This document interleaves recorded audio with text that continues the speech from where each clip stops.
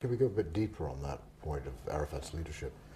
The one way that I might see it, and you might not, I don't know, is that Arafat and other Arab leaders behave in their societies very much like Arab fathers in their families.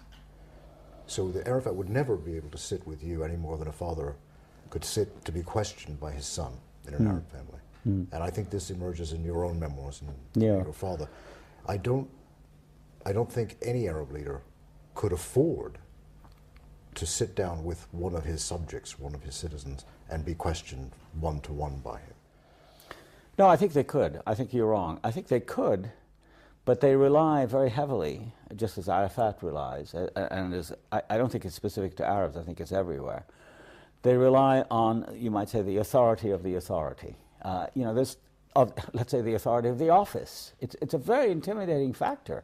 And it's not just about being a father, it's about holding a position, which is terribly important in Arab society, and I think it's true in every society. I mean, if you're a professor in a university, I've always thought that that's the best thing to be in a university, but if you're a dean or a vice president or a provost, it's not just true in the Arab world, it's true in the West as well, then you're considered something of greater importance. I think that's it. So there's no fear for Arafat or the king of Saudi Arabia or of, the sheikh of Kuwait to sit with people. In fact, they have these diwans and people can come and talk to them in an extremely egalitarian way. It doesn't make any difference. I mean, they listen to them, but doesn't mean they're going to do anything because they know it can't affect them, right? They come as individuals.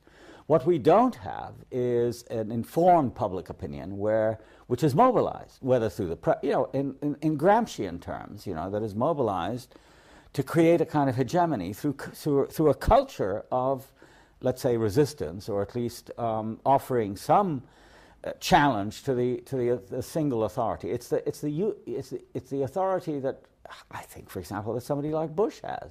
It's just because he's the president. People venerate authority, and I think it has, in the end, not so much to do with families. It may be vestigial. I mean, they carry with them a kind of patriarchal cachet, but it's not only that, is what I'm trying to say. I think it's the whole mechanism of power, which I've always believed it's the intellectual's role to oppose, or at least to expose and demystify, and saying, well, he doesn't really have that kind of power. You have to be able to say, and most people are afraid to do that.